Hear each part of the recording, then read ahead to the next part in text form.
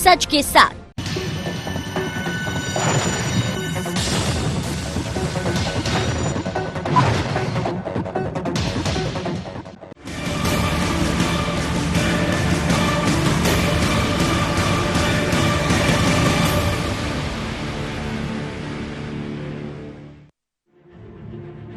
मध्य प्रदेश में 27 विधानसभा सीटों पर होने जा रहे उपचुनाव के लिए भाजपा और कांग्रेस अपनी तैयारियों को तेज करने में जुट गई है। बीजेपी जहां वर्चुअल और एक्चुअल दोनों मोर्चों पर जमकर पसीना बहा रही है, तो वहीं कांग्रेस का पूरा ध्यान वर्चुअल पर है। कांग्रेस को लग रहा है कि एक्चुअल की बजाय वर्चुअल प्रचार उसे चुनाव में जीत दिला सकता है। ऐसे में कांग्रेस की सोशल मीडिया टीम जल्द ही दिल्ली से मध्य प्रदेश आने वाली है। इसका जिम्मा कांग्रेस के राष्ट्रीय प्रवक्ता पवन खेड़ा और मीडिया आईटी सेल के अध्यक्ष रोहन गुप्ता संभालेंगे। इससे पहले कांग्रेस ने मोबाइल के जरिए जनता से सीधा संवाद करने के लिए मोबाइल प्रभारियों की तैनाती करने का काम भी शुरू किया था। पवन खेड़ा जी आ रहे हैं, हमारे आईटी डिपार्टमेंट के जो एआईसीसी के प्रमुख हैं वो भी आज मतलब आने वाले हैं। और ये एक प्रक्रिया है, सामान्य प्रक्रिया संगठन की, कि जो हमारे संगठन यहाँ पर काम कर रहे हैं, आईटी डिपार्टमेंट काम कर रहा है, हमारा मीडिया डिपार्टमेंट काम कर रहा है, तो एआईसीसी वाले उनको निश्चित रूप से मार्गदर्शन देने के लिए यहाँ पे आ रहे हैं, उनको गाइड करने के लिए आ रहे हैं। बात भाजपा की करें तो वह वर्चुअल और एक्चुअल दोनों का महत्व बखूबी समझ रही है। यही वजह है कि भाजपा के रणनीतिकारों ने सभी सीटों का जो रोड मैप बनाया है, उसमें दोनों पर खास ध्यान दिया गया। भाजपा अपनी जमीनी तैयारी का दम सिंधिया के गढ़ ग्वालियर में मेगा सदस्यता अभियान चलाकर पहले ही दिखा चुकी है। 3 दिनों तक सदस्यता अभियान चलाने के बाद बीजेपी के दिग्गज चंबल में जुट गए। आगे भी शिवराज सिंह और ज्योतिरादित्य सिंधिया के अलग अलग उपचुनाव वाले क्षेत्रों में कई दौरे हैं। वर्चुअल तैयारी की बात की जाए तो रैली के बाद पार्टी स्तर पर सोशल मीडिया की अलग टीम बनाई गई। पार्टी नेताओं को फेसबुक पर विधानसभा के ज्यादातर मतदाताओं को जोड़ने का टारगेट दिया गया। सभी प्रभारियों से कहा गया कि उपचुनाव में आम सभा कम होंगी, इसलिए फेसबुक लाइव के जरिए ज्यादा लोगों तक अपनी पहुंच बनानी है।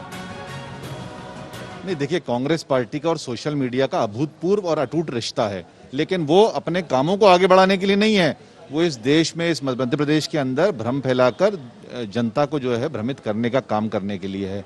हमें लगता है जो सोशल मीडिया की टीम आएगी, उन पर जांच एजेंसियों को गहरी नजर बनाए रखना चाहिए, क्योंकि दंगे कराने का काम, प्रताड़ित कराने का काम, प्रोपोगेंडा फैलाने का काम और एजेंडा फैलाने का काम जो है वो सारी टीमें कर सकती हैं।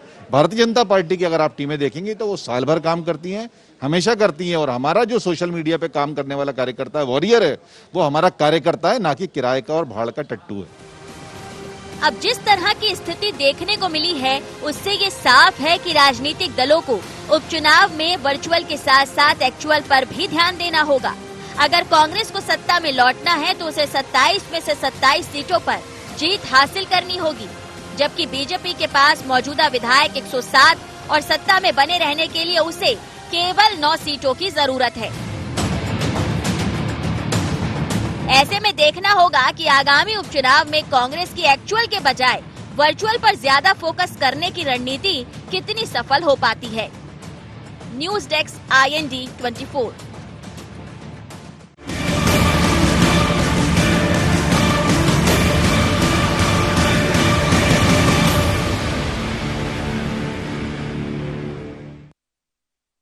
नमस्कार, शार्प एट 7 में आप सबका स्वागत है। मैं हूं आपके साथ मुक्ता पाठक। मध्य प्रदेश की राजनीति में जो है 27 सीटों पे उपचुनाव होने हैं, विधानसभा सीटों में, और कांग्रेस ने आज जो है 15 उम्मीदवारों की लिस्ट भी जारी कर दी है। डेट्स अभी आए नहीं है और हम कई दिनों से देख रहे हैं, कह रहे हैं कि कांग्रेस जो है वो वर्चुअल में थोड़ी सी सिमटी हुई है, सीमित है, जबकि बीजेपी को हम मैदान में देख रहे हैं, वर्चुअल में देख रहे हैं, एक्चुअल में देख रहे हैं। तो आज कांग्रेस ने इसको जो है एक तरह से ऑफिशियल कर दिया है, किस तरह की वो जो है इस बार का जो उपचुनाव है वो वर्चुअल जो है उस पे फोकस करेगी। जो कि पहले से भी हम देख रहे थे, हम कह रहे थे कि कांग्रेस के नेता हमें मैदान में नजर नहीं आ रहे, एक्चुअल में नजर नहीं आ रहे, और अब कांग्रेस जो है वो सोशल मीडिया के जरिए ही इस उपचुनाव को लड़ेगी। और अगर हम बात करें तो जो लोकसभा चुनाव हुए थे 2014 के, जब पहली बार हमने देखा था कि बीजेपी ने किस तरह से सोशल मीडिया का यूज किया था, और उस समय जो थी वो कांग्रेस जो है उसने वो चुनाव हारी भी, बुरी तरीके से हारी, और सोशल मीडिया में जिस तरह की कैंपेनिंग बीजेपी ने की थी उसमें कांग्रेस बहुत पिछड़ गई थी। लेकिन अब जो है इस वक्त यहाँ पे मध्य प्रदेश की अगर हम बात करें तो वो सोशल मीडिया के थ्रू ये चुनाव लड़ने जा रही है, जबकि कांग्रेस, जबकि बीजेपी जो है वो सब फ्रंट में जो है वो मोर्चा खोले हुए। तो अब ये कदम जो कांग्रेस का है ये कितना कारगर साबित होगा ये देखना पड़ेगा। तो इस विषय पे हम चर्चा करेंगे। हमारे साथ स्टूडियो में मौजूद है हमारे editor in chief Sunil Shrivastava ji, मेरे साथ फोन लाइन पे मौजूद है मुकेश नायक जी और लाल सिंह आर्य जी। आप सबका शार्प एट 7 में बहुत बहुत स्वागत है। सबसे पहले तो मुकेश नायक जी आपके पास आऊंगी, क्या कहेंगे आप जिस तरह से कांग्रेस जो है सोशल मीडिया के सहारे इस बार उपचुनाव जो है लड़ने जा रही है? देखिए, कोरोना जिस तरह से आग की तरफ फैला हुआ है और एक कम्युनिटी स्प्रेड की तरफ जा रहा है, तो सबसे पहले आदमी को बचाना बहुत ज्यादा जरूरी है। और इस दृष्टि से संपर्क संवाद में जो एक डेमोक्रेटिक अप्रोच है वो लिमिटेड हो जाती है, क्योंकि एक तरफ बीमारी से आदमी को भी बचाना है, स्वयं को भी बचाना है। ऐसी स्थिति में जो प्रादेशिक मुद्दे हैं, राष्ट्रीय मुद्दे हैं, उनको अगर हम वर्चुअल माध्यम से जनसंवाद के माध्यम से लोगों तक पहुंचाएं और आर्थिक, सामाजिक, शैक्षणिक, धार्मिक, भौतिक लक्ष्य, सरकार की सफलता असफलता और जो कुछ भी मध्य प्रदेश में हुआ है और जिन परिस्थितियों में चुनाव मध्य प्रदेश में हुए हैं, उसका सारा संदेश अगर हम एक डिस्टेंस के साथ देंगे तो ये बहुत आज के संदर्भ में बड़ी डेमोक्रेटिक एक डिग्निटी होगी, गरिमा होगी। देखिए, इस चुनाव में सबसे बड़ा मुद्दा है बिकाऊ का और टिकाऊ का। पूरे मध्य प्रदेश में 27 क्षेत्रों में सबसे बड़ा मुद्दा ये खड़ा हुआ है कि भाई चुनाव की आवश्यकता क्या थी। जिन लोगों ने, असंख्य लोगों ने जिन्होंने वोट करके इन्हें अपना जनप्रतिनिधि बनाया था, उनसे पूछे बिना, उनको विश्वास में लिए बिना इन्होंने सरकार गिरा दी। और जिस राजनीतिक दल से ये चुन के आए थे वो छोड़ के ये चले गए और फिर से मंत्री बन गए, फिर से सत्ता और सिंहासन पर बैठ गए। ये मुद्दा इतना भारी पड़ रहा है बीजेपी को कि इसको धो नहीं पा रही बीजेपी, इसको स्पष्ट नहीं कर पा रही कि इन 27 चुनाव की आवश्यकता क्या है। जी, तो आपको लगता है कांग्रेस का ये जो सोशल मीडिया पे जो फोकस है वो कारगर साबित होगा? निश्चित रूप से, क्योंकि अब पहले जैसा जमाना नहीं रहा। अब सोशल मीडिया पर जीडीपी 29% डाउन, माइनस में चली गई है, इसकी चर्चा हो रही है। 12 करोड़ रोजगार देश के लोगों के चले गए, इसकी चर्चा हो रही है। कोरोना को सरकार नियंत्रित नहीं कर पाई, इसकी चर्चा हो रही है। और जो व्यापार के क्षेत्र में अपूरणीय स्थिति जो हुई है लोगों को, चाहे वो होटल इंडस्ट्री हो, चाहे वो प्राइवेट सेक्टर हो, चाहे जो घरेलू उत्पादन हो, जो भी हो, चाहे वो 8 कोर इंडस्ट्री हो, सब जगह जो हालत देश की है, इतनी खराब हालत देश की आजादी के बाद कभी नहीं रही। ये हमारे प्रमुख मुद्दे होंगे। जी, चलिए लाल सिंह आर्य जी इनसे पूछ लेती हूँ। लाल सिंह आर्य जी, आपको क्या लग रहा है? बीजेपी को तो हम देख रहे हैं, वो अगर बात करें एक्चुअल, वर्चुअल, सब जगह जो है दौरे भी आपके नेताओं के, वरिष्ठ नेताओं के चल रहे हैं। कांग्रेस जो है वो सोशल मीडिया पे ही फोकस करेगी इस चुनाव में। मुझे लगता है मुक्ता जी, नायक जी को मैंने बहुत सुना है गंभीरता के साथ। कहने और करने में अंतर होता है। कांग्रेस कहती कुछ है, करती कुछ है, इसके बीच में अंतर होता है। मैं वहीं से शुरू करना चाहता हूं। 1.5 साल पहले घोषणा पत्र में कहा कुछ, किया कुछ, यानी कि वादे और वचन भंग हो गए।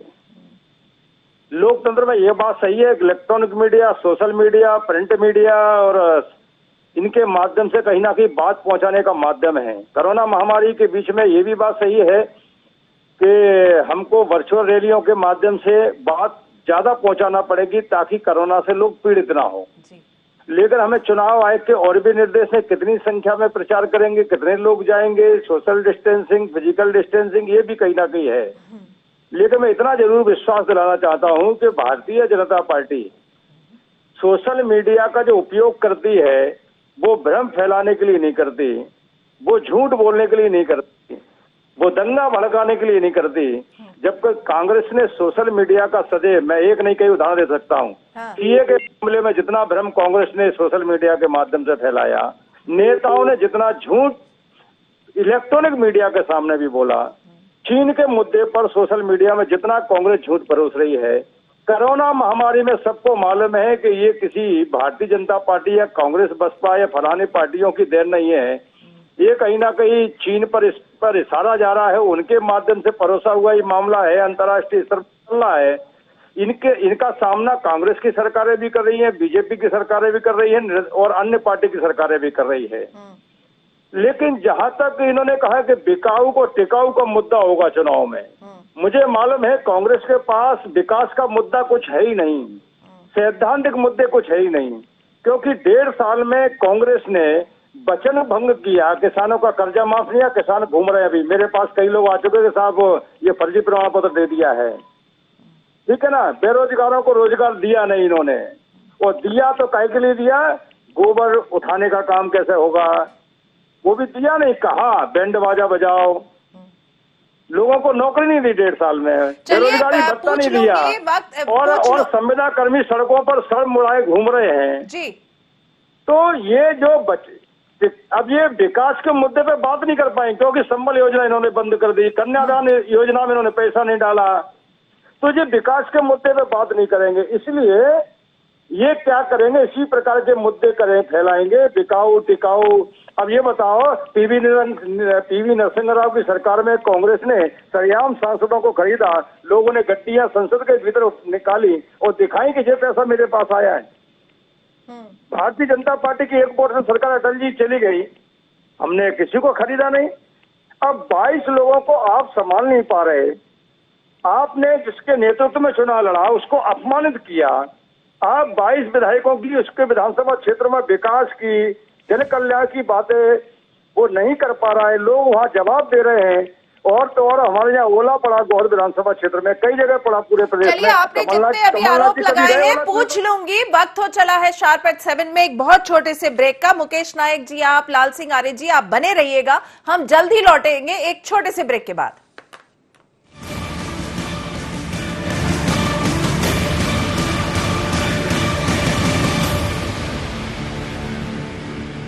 बाबा इलायची को जैसे ही चखा तो लगा कि लाइफ के हर टेस्ट में होना चाहिए प्लेजर।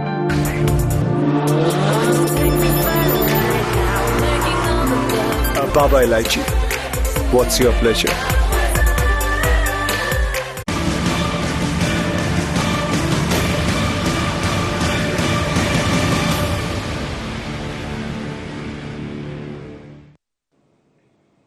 ब्रेक के बाद आप सबका एक बार फिर से स्वागत है। मुकेश नायक जी, आपसे पूछूंगी, जिस तरह से लाल सिंह आर्य जी ने आरोप लगाया है, जो मैं जानना चाहती हूं वो ये है कि उनका कहना है कि कांग्रेस सोशल मीडिया के थ्रू भ्रम फैलाती है।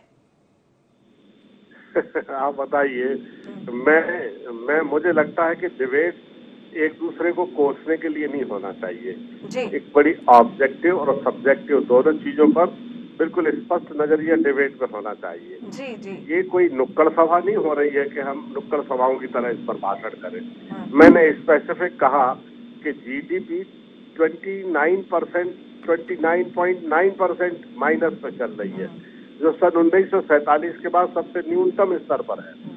दूसरी चीज, नोटबंदी के बाद, जीएसटी के बाद, कोरोना के बाद, तिहरे प्रहारों के बाद जो 12 करोड़ नौकरियां अभी गई हैं, ये किसके कार्यकाल में गई हैं? आप जिन सामाजिक कार्यक्रमों की अभी माननीय आर्या साहब ने बात करी है, मैं उनसे ही पूछता हूं कि सब केंद्र शासन से पोषित योजनाएं हैं। जब आप गैर बीजेपी सरकारों को केंद्र सरकार का ये पैसा भेजोगे ही नहीं, तो ये योजनाएं चलेगी कैसे? आपने किसानों की सहायता की कोई राशि 1.5 साल जब कमलनाथ जी की सरकार थी तब नहीं भेजी। आपने केंद्र शासन के द्वारा पोषित 6-6 महीने तक सामाजिक सुरक्षा पेंशन, विधवा पेंशन, विकलांग पेंशन का पैसा नहीं भेजा इन्होंने। जो मजदूर दुर्घटनाओं में अकाल मृत्यु जिनकी हो जाती है, ये योजना केंद्र शासन से पोषित है। इसका पैसा इन्होंने 13 महीने तक भेजा ही नहीं मध्य प्रदेश में, तो ये योजनाएं कैसे चलेंगी? इन्होंने सामाजिक सुरक्षा के, इन्होंने रोजगार उन्मुखी जितने कार्यक्रम हैं सबके पैसे में कटौती की और असाधारण कटौती की। इन्होंने मध्याह्न भोजन तक का पैसा नहीं भेजा मध्य प्रदेश सरकार के लिए। इन्हें जिस राज्य का 50% बच्चा कुपोषण से पीड़ित है, उस राज्य में ऐसी योजनाओं का पोषण नहीं करना, ये कैसी हृदयहीनता है।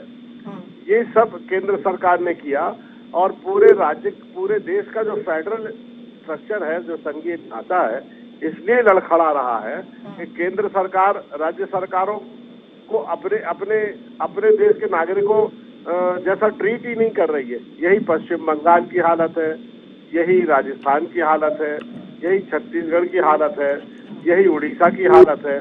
सारे राज्यों के मुख्यमंत्रियों का कहना है कि केंद्र सरकार फेडरल स्ट्रक्चर को क्षति पहुंचा रही है और जिन योजनाओं के द्वारा गरीबों का पोषण होना चाहिए, उन योजनाओं का पैसा या तो समय पर नहीं भेजती या उनमें बहुत असाधारण कटौती करती। जी बिल्कुल। लाल सिंह आर्य जी, देखिए सोशल मीडिया जो है आज की तारीख में अगर हम बात करें तो भारत जो है वो जो इसके जो जनसंख्या है उसमें यूथ सबसे ज्यादा है और यूथ जो है वो सोशल मीडिया से कनेक्टेड है। कहीं ना कहीं कांग्रेस शायद इसीलिए जो है ये सोशल मीडिया का इस्तेमाल कर रही है चुनाव के लिए। एक तो कोरोना हो गया, दूसरा यूथ से आप कनेक्टेड रहेंगे, आपके वोटर्स से कनेक्टेड रहेंगे सोशल मीडिया के जरिए। और जिस तरह से मुकेश नायक जी कह रहे हैं, जीडीपी की उन्होंने बात की, उन्होंने रोजगार नहीं है, नौकरी जो नहीं है, लोग परेशान हैं, उसके बाद जो सेंटर जो है स्टेट्स के साथ भेदभाव कर रही है, ये मुद्दे उन्होंने बताए और उन्होंने कहा ये चीजें हैं जो छाएंगी, ये मुद्दे रहेंगे उपचुनाव के समय, ये सब चीजें जो है कांग्रेस फोकस करेगी इन पर अब आप क्या कहेंगे? नायक जी बहुत वरिष्ठ नेता हैं, लेकिन मैंने कहा ना कि इलेक्ट्रॉनिक मीडिया का काम भी भ्रम फैलाने में करेंगे। 2.5 लाख प्रधानमंत्री आवास में मध्य प्रदेश का जो अंश जाना था वो कमलनाथ जी ने जमा नहीं किया। मध्य प्रदेश का 2.5 लाख भवन वापस कर दिया प्रधानमंत्री आवास का। किसका नुकसान किया मध्य प्रदेश में? आप कहते पैसा नहीं हमारे पास, तो हमने संबल योजना कहां से प्रारंभ कर दी। और आप नौकरी की बात कर रहे हैं। दुर्भाग्य ये है कि ये जब ये स्वीकार कर रहे हैं कि कोरोना की महामारी है और उस कारण से कहीं ना कहीं हवाई जहाज बंद है, ट्रेन बंद है, बसें बंद हैं और सारे व्यापार लगभग 25% पे आ गए। ऐसे में जो सरकार को टैक्स कम मिल रहा है तो स्वाभाविक है जीडीपी कम होगी। और नौकरी गई है तो आप बताइए, ये कह रहे कि विभिन्न सरकारों को पैसा नहीं दिया जाता।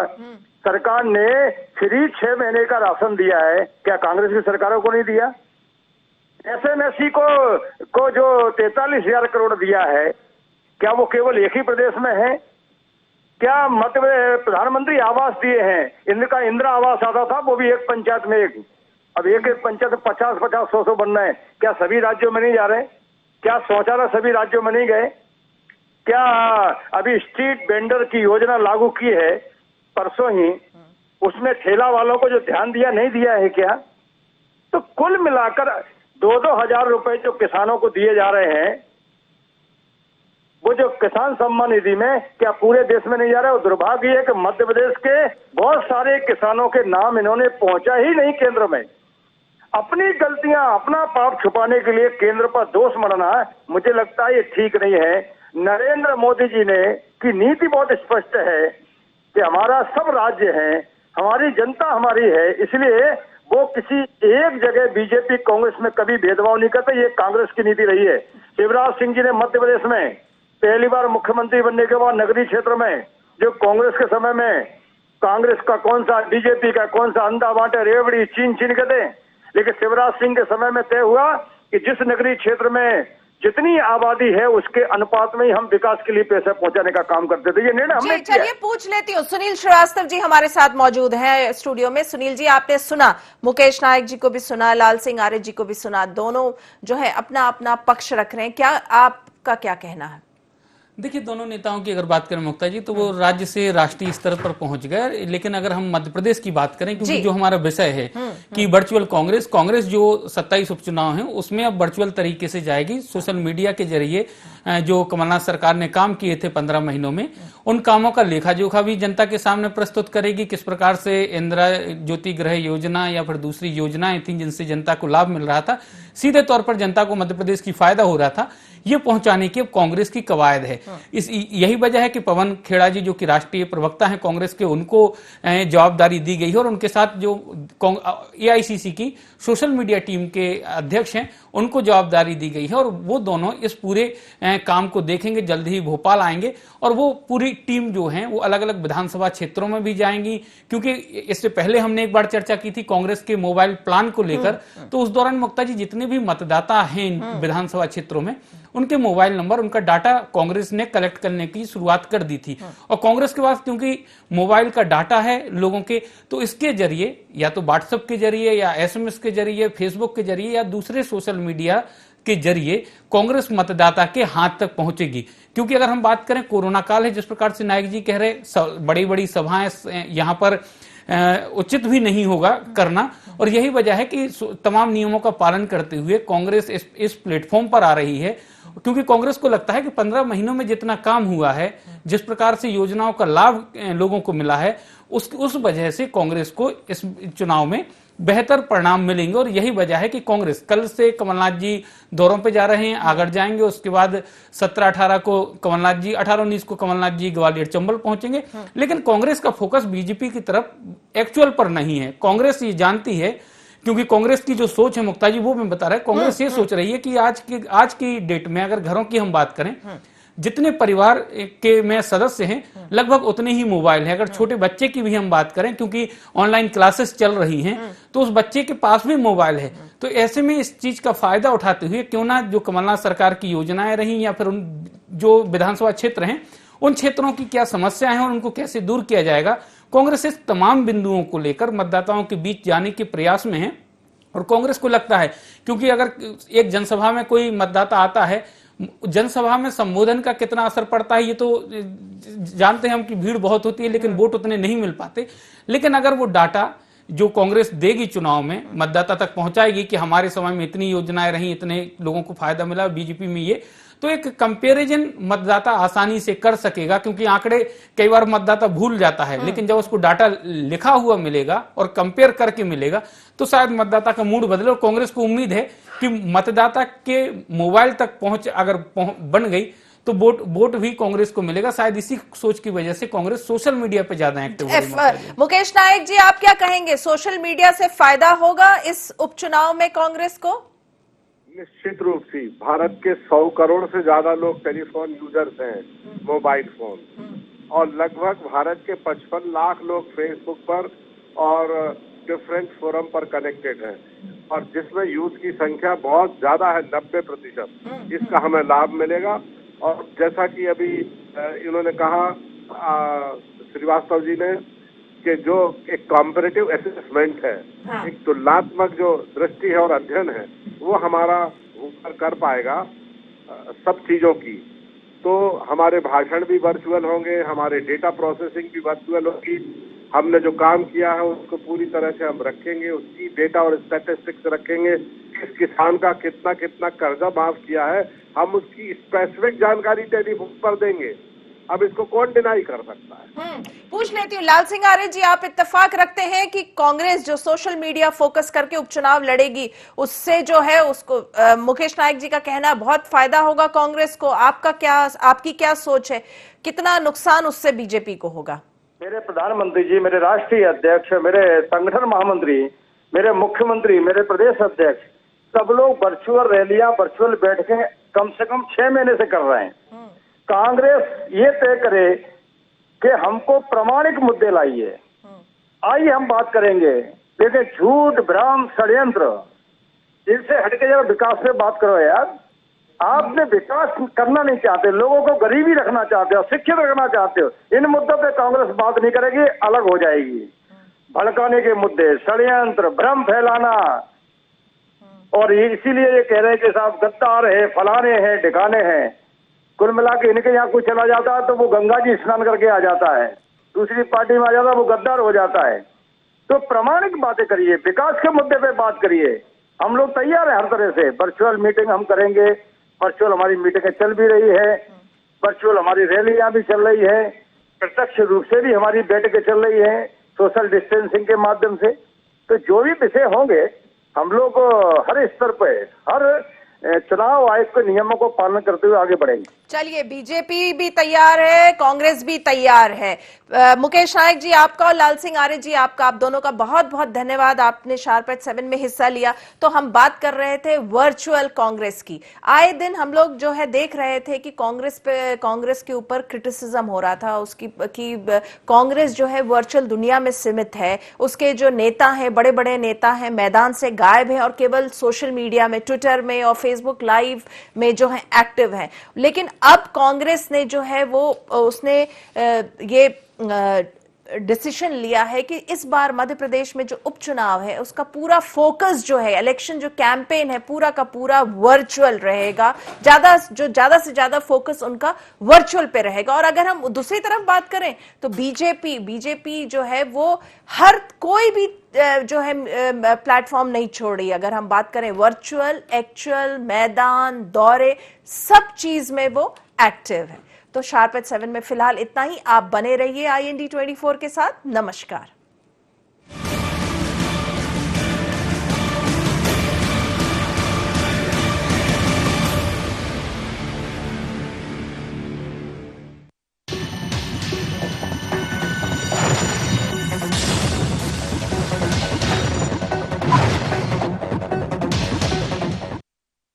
बाबा इलायची को जैसे चखा तो लगा कि लाइफ के हर टेस्ट में होना चाहिए प्लेजर।